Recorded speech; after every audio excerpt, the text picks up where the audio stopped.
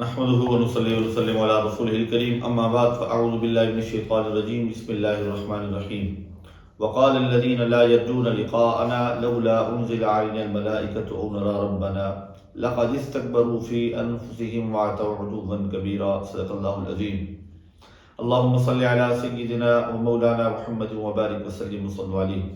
سلسلہ تفسیر القرآن کی 19ویں نشست میں حاضر ہیں. 19ویں پارے کا خلاصہ تراویح آج ہم پیش کرنے جا رہے ہیں. سورۃ الفرقان کی ابتدائی 20 آیات 18ویں پارے کے اختتام پر ہیں اور 21ویں آیت سے 19ویں پارے کا آغاز ہو رہا ہے. اور 19ویں پارے کے آغاز میں بھی کفار کے ان اعتراضات کا ذکر ہے جو اعتراضات وہ کرتے تھے قرآن کے حوالے سے اور نبی کریم صلی اللہ تعالی وسلم کی رسالت کے حوالے سے، یعنی آخرت پر اور آخرت میں اللہ کی بارگاہ میں حاضر ہونے کا انکار اور مرنے کے بعد دوبارہ زندہ ہونے کا انکار. اور پھر ان کی اس کیفیت کا بھی ذکر کیا گیا ہے کہ جب قیامت کا دن، جب قیامت آئے گی اور آسمان پھٹ جائے گا بادلوں سے اور آسمان سے فرشتے اتارے جائیں گے، اس دن جو بادشاہی ہے الملک یومئذ الحق للرحمن، اس دن بادشاہی جو ہے وہ سچے رحمان کی ہے. اور یہ دن کافروں کے لیے سخت دن ہوگا. کان یوما علی الکافرین عسیرا. اس دن پھر یہ ہوگا ویوم یعض الظالم علی یدیہ یقول یا لیتنی اتخذت مع الرسول سبیلا. جس دن ظالم اپنے ہاتھ چبا کے کہے گا ہائے کسی طرح سے میں نے رسول کے ساتھ راہ لی ہوتی، ان کے نقش قدم پر چلا ہوتا. یا ویلتی لیتنی لم اتخذ فلانا خلیلا. ہائے خرابی، ہائے میری خرابی، میں فلاں کو دوست نہ بناتا، اس نے مجھے بہکا دیا، مجھے گمراہ کر دیا. لیکن اگر وہ پہلے رسول کی بات مان لیتے اور ان کے نقش قدم پر چلتے تو قیامت کی انہیں پچھتانا نہ پڑتا. اور وقال الرسول یا ربی ان قومی اتخذوا هذا القرآن مہجورا. اور رسول نے عرض کیا ہے میرے اللہ، میری قوم نے اس قرآن کو چھوڑ دیا ہے. هذا القرآن مہجورا، چھوڑنے کے قابل جو ہے نا ٹھہرا لیا ہے. آج ہم ذرا غور کریں کہ کیا ہم بھی قرآن سے دور تو نہیں ہو رہے؟ کیا ہم نے بھی قرآن سے ناتا کمزور تو نہیں کر لیا؟ اب کافروں کا وہ اعتراض تھا وقال الذین کفروا لولا نزل علیہ القرآن جملۃ واحدہ. کافر کہتے تھے کہ قرآن پاک ان پر ایک ساتھ کیوں نہ اتار دیا گیا. قرآن پاک میں اللہ اسی کا جواب دے رہا ہے. خالق کی کائنات نے فرمایا ہم نے اسے بتدریج اتارا ہے تاکہ تمہارا دل مضبوط کرے، اور ہم نے اسے ٹھہر ٹھہر کر پڑھا. ورتلناہ ترتیلا. کفار کے اعتراضات اور پھر ان کے جوابات، اور پھر اس کے بعد اللہ رب العزت نے اپنی قدرت کا بیان کرتے ہوئے ارشاد فرمایا الم تر الی ربک کیف مد الظل. اے معبود کیا تم نے اپنے رب کو دیکھا؟ کیا دیکھا نہیں آپ نے کہ وہ کیف مد الظل کے سائے کو کیسے پھیلایا. ولو شاء لجعلہ ساکنا، اور اگر اللہ چاہتا تو اسے ٹھہرایا ہوا کر دیتا. ثم جعلنا الشمس علیہ دلیلا، پھر ہم نے سورج کو اس پر دلیل بنایا. ثم قبضناہ الینا قبضا یسیرا، ہم نے آہستہ آہستہ اسے اپنی طرف سمیٹا. اور وہی رب ہے جس نے جعل لکم اللیل لباسا، رات کو تمہارے لیے پردہ بنایا، لباس بنایا. والنوم سباتا، اور نیند کو تمہارے لیے آرام بنایا. وجعل النہار نشورا، اور دن کو تمہارے اٹھنے کے لیے بنایا، جاگنے کے لیے بنایا، دنیا میں پھیل جانے کے لیے، زمین میں اللہ کا فضل تلاش کرنے کے لیے بنایا. اور اگلی آیت کیا خوبصورت آیت ہے، آیت نمبر 48 سورۃ الفرقان کی. وَهُوَ الَّذِي أَرْسَلَ الرِّيَاحَ بُشْرًا بَيْنَ يَدَيْ رَحْمَتِهِ. وہی اللہ ہے جو ہواؤں کو بھیجتا ہے، جو اپنی اللہ کی رحمت کے آگے آگے جو ہے نا وہ خوشخبری سناتی ہوئی جاتی ہیں. یعنی جب ٹھنڈی ہوائیں چلتی ہیں تو وہ اللہ کی رحمت کی خوشخبری سنا رہی ہوتی ہے کہ اس کے بعد بارش آ رہی ہے. وَأَنزَلْنَا مِنَ السَّمَاءِ مَاءً طَهُورًا، اور ہم نے آسمان سے پاکیزہ پانی نازل فرمایا تاکہ ہم مردہ شہر کو زندہ کر دیں. یعنی زمینیں جو مردہ ہو چکی ہیں پانی نہ ہونے کی وجہ سے انہیں زندہ کر دیں. وَنُسْقِي، اور ہم وَنُسْقِيَهُ مِمَّا خَلَقْنَا أَنْعَامًا وَأَنَاسِيَّ كَثِيرًا، اور اسے پلائیں اپنے بنائے ہوئے بہت سے چوپائے اور آدمیوں کو. یعنی انسانوں اور جانوروں کے پانی پینے کا ذریعہ بن جاتی ہے وہ بارش، جو بارش سے پانی اترتا ہے. اس کے بعد پھر اللہ رب العزت نے اپنی قدرت کا اور اپنی برکتوں کا ذکر فرمایا. تبارک الذی جعل فی السماء بروجا، بڑی برکت والا ہے وہ جس نے آسمان میں برج بنائے اور ان میں چراغ رکھا، اور وقمر منیرا، اور چمکتا ہوا چاند رکھا. وَهُوَ الَّذِي جَعَلَ اللَّيْلَ وَالنَّهَارَ خِلْفًا. اب یہ جو بروج ہیں، 12 بروج اللہ رب العزت کے تخلیق کردہ ہیں. ان کے نام حمل، ثور، جوزا، سرطان، اسد، سنبلہ، بیزان، عقرب، قوس، جدی، دلو اور حوت. لیکن یہ مختلف چیزوں کے نام ہیں، یہ بروج ہیں. ماہرین بتاتے ہیں کہ بالائی فضا میں مختلف مقامات پر ستاروں کے جمگھٹے ان چیزوں کے تصویروں کے مشابہ ہوتے ہیں. لہذا اس کا یہ مطلب ہرگز نہیں ہے کہ یہ برج یا ستارے کسی کی تقدیر کے مالک ہیں، کسی کی تقدیر کے مالک نہیں ہیں، یا ان برجوں سے، ستاروں سے، سیاروں سے کسی کو فائدہ یا نقصان پہنچتا ہے. یہ سارے کا سارا اللہ رب العزت کی طرف ہے، اور اللہ کی یہ بھی ایک مخلوق ہے، اور غیب کا علم اللہ کے پاس ہے، وہی نفع اور نقصان کا مالک ہے. اس کے بعد اللہ تعالیٰ کے محبوب بندے، اللہ کے نبی، ان کی اعلیٰ صفات کا ذکر کیا گیا ہے. اور وہ کیا ہے؟ فرمایا وَعِبَادُ الرَّحْمَنِ الَّذِينَ يَمْشُونَ عَلَى الْأَرْضِ هَوْنًا. رحمان کے وہ بندے زمین پر آہستہ چلتے ہیں، اور جب جاہل سے بات کرتے ہیں تو کہتے ہیں بس سلام، بس تکرار میں نہیں پڑھتے جائے گا. وَالَّذِينَ يَبِيتُونَ لِرَبِّهِمْ سُجَّدًا وَقِيَامًا. اور وہ جو رات کاٹتے ہیں اپنے رب کے لیے سجدے اور قیام میں، اور وہ عرض کرتے ہیں رب کی بارگاہ میں، ہمارے رب ہمیں جہنم کے عذاب سے بچا لے، بے شک اس کا عذاب کان غراما، جو ہے نا یہ بہت سخت ہے، گلے کا غل ہے، اور پھر وہ برا مقام ہے، ٹھہرنے کی بہت بری جگہ ہے. اور جب یہ خرچ کرتے ہیں تو نہ حد سے بڑھیں اور نہ بہت زیادہ تنگی کریں. لم یسرفوا ولم یقتروا، نہ اسراف کریں فضول خرچی اور نہ بالکل ہاتھ تنگ کر لیں، بلکہ اس کے درمیان میں اعتدال پہ رہیں، راہ اعتدال پہ رہیں. اور پھر ایک بہت خوبصورت دعا ہے جو اسی رکوع کے اندر ہے، والذین یقولون ربنا ھب لنا. اور وہ جو عرض کرتے ہیں ہمارے رب ہمیں ہماری بیویوں، وذریاتنا، اور ہماری اولاد کی طرف سے آنکھوں کی ٹھنڈک عطا فرما، اور ہمیں پرہیزگاروں کا پیشوا بنا. یہ بہت پیاری دعا ہے، ربنا ھب لنا من ازواجنا وذریاتنا قرۃ اعین واجعلنا للمتقین اماما، کہ بیویوں کی طرف سے بھی اور اولاد کی طرف سے بھی آنکھوں کی ٹھنڈک ملے، سکون ملے. اور اس کے بعد سورۃ الشعراء. سورۃ الشعراء ترتیب مصحفی کے اعتبار سے 26 نمبر سورہ ہے، 26 نمبر سورہ ہے، اور ترتیب نزولی کے اعتبار سے یہ 47 نمبر سورہ ہے. مکی صورت ہے اور 227 آیات ہیں اس میں، اور 11 رکوع ہیں. اس سورہ مبارکہ کا نام سورۃ الشعراء کیوں ہے؟ اس سورہ مبارکہ کی آیت نمبر 18 میں شعراء کا ذکر ہے. اب یہی وجہ ہے کہ جس کی وجہ سے اس سورت کا نام سورۃ الشعراء رکھا گیا. اعتراض کرتے تھے کفار کہ قرآن یہ ایک شاعر کے شعر ہیں، تو ان کا رد کیا گیا کہ یہ نہ کسی شاعر کی شاعری ہے، نہ کسی ادیب کا ادیبانہ کلام ہے، بلکہ یہ اس خالق کا کلام ہے جو پوری کائنات کا خالق اور مالک ہے. چونکہ اس صورت میں وَالشُّعَرَاءُ يَتَّبِعُهُمُ الْغَاوُونَ، اس آیت کی وجہ سے اس سورہ مبارکہ کا نام سورۃ الشعراء رکھا گیا. اب اس سورہ مبارکہ میں جب ہم غور کرتے ہیں تو حضرت موسیٰ علیہ السلام کے واقعے کا ذکر ہے، فرعون کے دربار میں جانے کا، اور پھر وہاں پہ معجزہ دکھانے کا ذکر ہے. اور پھر اس کے بعد حضرت موسیٰ علیہ السلام اپنی قوم کو لے کر جب وہاں سے چلے اور اپنی قوم کو بچا کر لے گئے، اور باقی پورے کا پورا جو ہے وہ لشکر، جو فرعون کا لشکر تھا، وہ پورے کا پورا تباہ ہو گیا. تو وہ پورا واقعہ ہے. اس کے بعد مختلف انبیاء کا تذکرہ ہے. جناب نوح علیہ السلام کا ذکر ہے، اور حضرت نوح علیہ السلام کی قوم نے کیسے سرکشی کی اس کا ذکر ہے.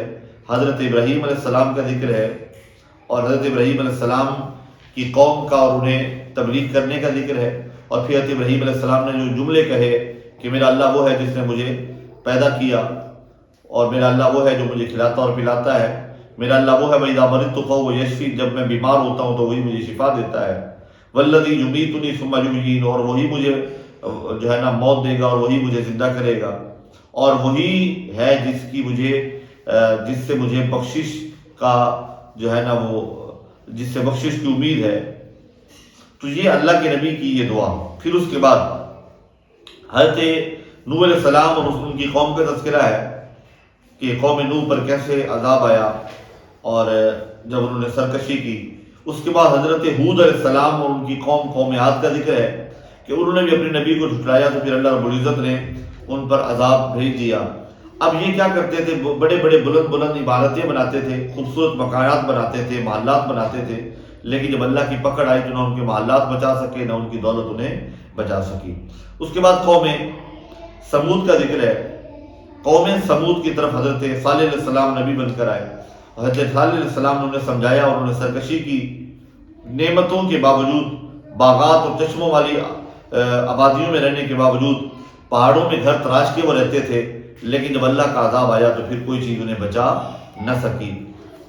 اصحاب الایکہ کا ذکر ہوا، قوم لوط کا ذکر ہوا، اور قوم لوط جس سرکشی میں مبتلا تھی وہ یہ تھی کہ اپنی بیویوں کو چھوڑ کر وہ ہم جنس پرستی کی طرف مائل تھے، جس کی وجہ سے اللہ نے ان پر اپنا عذاب نازل فرمایا۔ لوط علیہ السلام کی بیوی بھی ان کی حامی تھی، تو وہ بھی انہی کے ساتھ ہی عذاب میں غرق ہو گئی، اور اسی عذاب میں اللہ رب العزت نے اسے بھی جو ہے نا وہ شامل کر دیا جو ان کے کافروں پر آیا اور منکروں پر آیا۔ اصحاب الایکہ کا ذکر ہوا، اور اصحاب الایکہ کی طرف جناب شعیب علیہ السلام تشریف لائے اور انہوں نے انہیں آ کے نصیحت کی، اوفوا الکیل ولا تکونوا من المخسرین، ناپ تول پورا کیا کرو، وزن پورا رکھا کرو، ملاوٹ نہ کیا کرو، زمین میں فساد نہ پھیلاؤ۔ اب اس قوم نے جب سرکشی کی تو اللہ تعالیٰ نے اس قوم کو بھی نشان عبرت بنا دیا۔ اللہ رب العزت نے ان قوموں کا ذکر کر کے گویا رسول اللہ صلی اللہ تعالیٰ علیہ وسلم کی امت کو یہ احساس دلایا ہے کہ وہ قومیں جو گناہ کرتی تھی تو تباہ ہو گئی، اب ہم غور کریں ان میں جو انفرادی طور پہ ایک ایک دو برائیاں اور گناہ پائے جاتے تھے، آج ہم میں وہ سارے اکٹھے ہو چکے ہیں، تو کیا ہم اللہ کے خوف سے بے خوف ہو گئے ہیں؟ اللہ کے عذاب سے بے نڈر ہو گئے ہیں، بے خوف ہو گئے ہیں؟ اللہ اکبر۔ اس کا عذاب جب آتا ہے تو پھر وہ کچھ بھی نہیں دیکھتا۔ اور یہ وہ آیت آ گئی، آیت نمبر 224، وَالشُّعَرَاءُ يَتَّبِعُهُمُ الْغَاوُونَ۔ آیت نمبر 18 نہیں تھی بلکہ یہ آیت ہے، آیت نمبر 224، جس میں یہ شاعروں کا ذکر ہے۔ اکثر جھوٹے ہیں اور شاعروں کی پیروی گمراہ لوگ کرتے ہیں۔ یہ وہ شاعر ہیں جو اہل اللہ اور اولیاء اللہ، کیونکہ اولیاء اللہ اور اہل اللہ جب شاعری کرتے ہیں تو وہ قرآن اور حدیث کی ترجمانی کر رہے ہوتے ہیں۔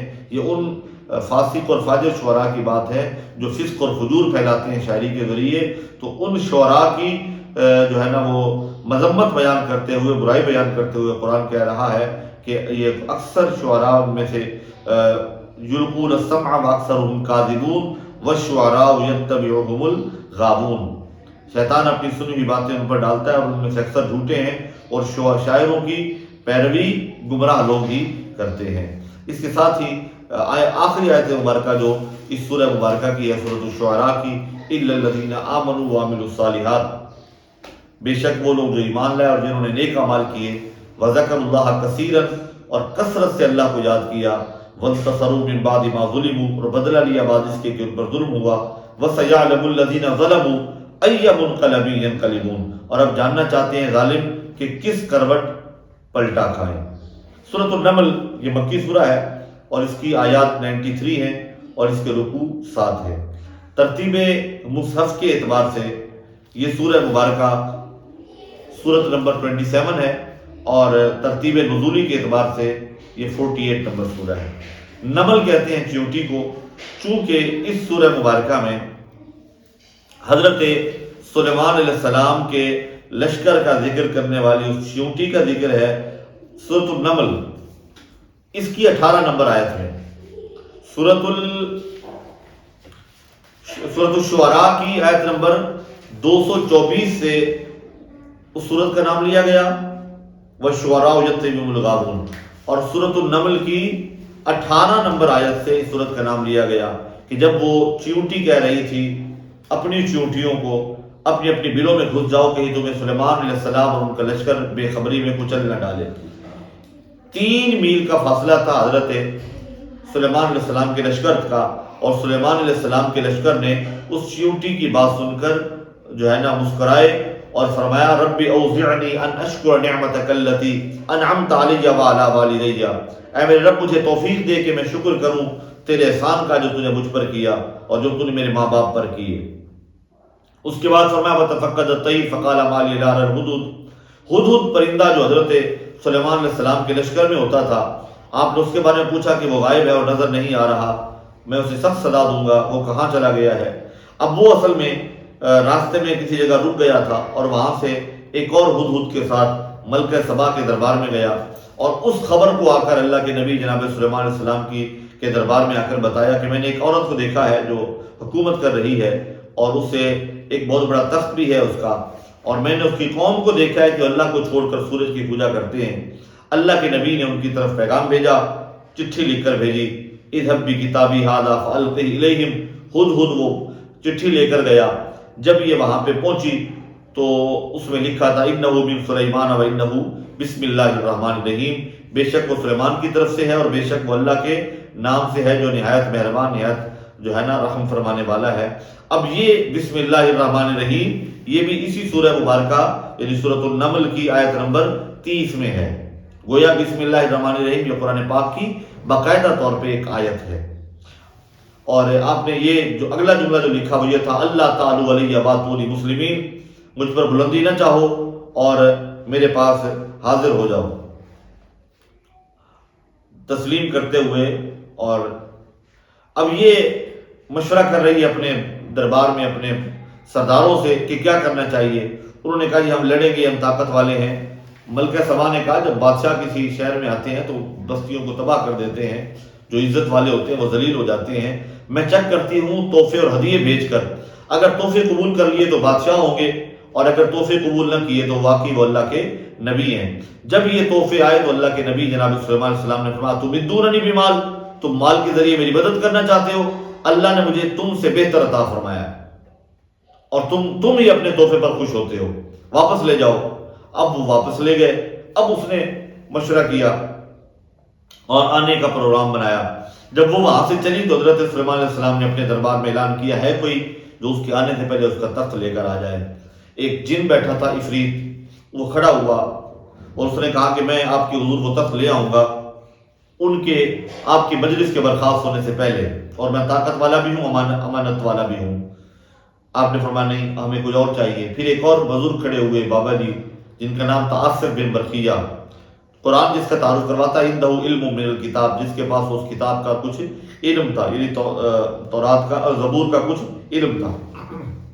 وہ کھڑے ہوئے اور کھڑے ہو کر انہوں نے کہا کہ میں لے کر آتا ہوں پلک جھپکنے سے پہلے۔ بس اللہ کے نبی نے دیکھا تھا وہ تخت سامنے موجود تھا۔ اب جب ملکہ سبا بلقیس آئی تو اس تخت کو دیکھ کر اس نے کہا اہٰذا عرشک، آپ نے پوچھا گیا آپ سے کہ یہ تیرا تخت ایسا ہی ہے؟ اب وہ کہنے لگی قالت کانہ ہوا، گویا کہ یہ وہی ہے۔ اور پھر اللہ کے نبی کی بارگاہ میں حاضر ہو کر اس نے کلمہ طیبہ پڑھ لیا اور مسلمان ہو گئی۔ اور وہ اس سے اگلی آیت میں وہ واقعہ بھی ہے کہ آپ نے نیچے تالاب بنوا کے اس کے اوپر شیشہ لگوا دیا، اور جب وہ آئی تو اس نے اپنی پنڈلی سے کپڑا اوپر کیا یہ سمجھتے ہو کہ یہ تالاب ہے اور پانی ہے، اور جب دیکھا کہ اس کے اوپر شیشہ ہے تو شرمندہ ہو گئی۔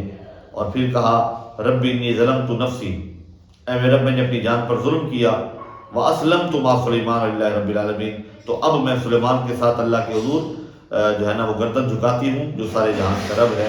پھر جناب صالح علیہ السلام کی قوم سمود کا ذکر ہوا کہ انہوں نے کیسے اللہ کے نبی کی نافرمانی کی اور اس اونٹنی کی پونچھیں کاٹ ڈالی، اور پھر اللہ رب العزت کی طرف سے ان پر بھی عذاب آ گیا۔